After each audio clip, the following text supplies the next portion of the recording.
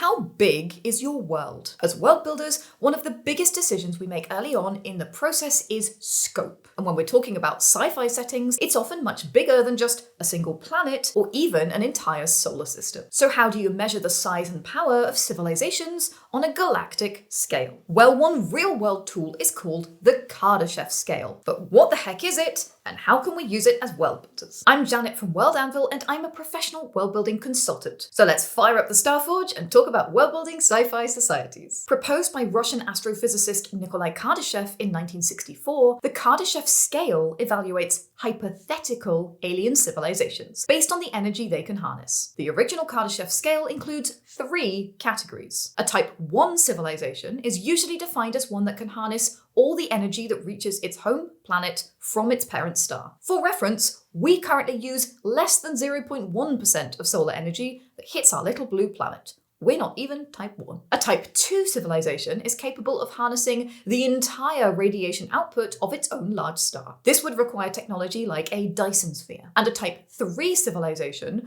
could harness energy on the scale of its own galaxy. That would include billions of stars, as well as things like black holes. You're probably already seeing the problem with using the Kardashev scale in world building. This is some super advanced tech to manage. And most fictional sci-fi settings are really tough to classify this way. Star Trek's Federation with all its warp drives and transporters, or the Star Wars Galactic Empire with its Death Stars, don't qualify as a Type 2 or Type 3 civilization. And even the Imperium of Foundation, which is really advanced, doesn't technically have a Dyson sphere. It's not even Type 2. That's probably not a massive surprise when you consider that the original Kardashev scale was designed by astrophysicists to scan for extraterrestrial civilizations. It was not made to help storytellers imagine advanced sci-fi settings. So, how can we use the Kardashev scale in world building in a way that's actually helpful? Well, there's another version of the Kardashev scale. This one by aerospace engineer Robin Zubrin. This is much more helpful for world builders, and it goes like this. A Type 1 civilization has achieved full mastery of the resources of its planet. It's global. A Type 2 society has mastered all the resources of its solar system. It's interplanetary. And a Type 3 has unleashed the full potential of the galaxy, a true starfaring civilization. So it's not as precise as energy harnessing, but it's a much easier way to think about how big your sci-fi society might be. In this version, it's much clearer where most fictional sci-fi settings would belong, because suddenly the focus is on scope and scale, which is very important in world building anyway, and especially for sci-fi.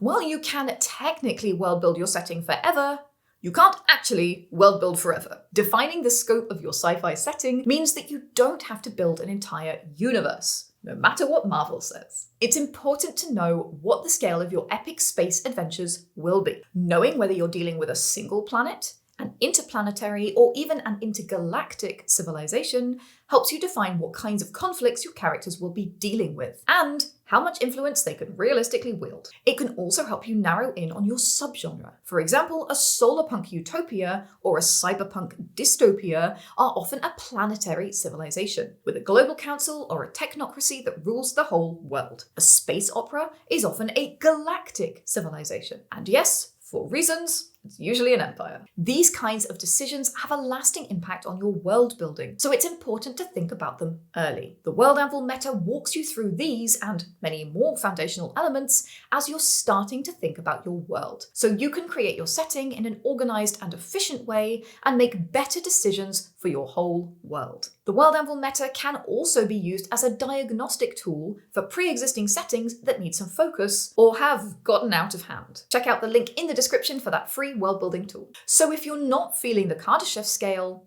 are there other ways to measure sci-fi civilizations? Of course there are. While the Kardashev scale is really popular, energy and resource consumption is hardly the only way to measure a civilization's progress. And other approaches might vibe more with what's important in your world setting and your story. As well as energy, you could consider technological development. How advanced is their technology? Have they developed AI, super materials, or nanotechnology? How far have they taken human augmentation? Is it a post-human or even a transhuman civilization? Or what about cultural maturity? Consider how a civilization has evolved socially, philosophically, ethically, and artistically, beyond just technical capabilities. And there's always economic control. Assess the scope and scale of a society's economy, from interplanetary trade to post-scarcity economics. All of these, especially when used together as sliding scales, can help you create more varied societies in your sci-fi setting than just energy. And by the way, these are 3 of my favourite ways, but there are definitely more.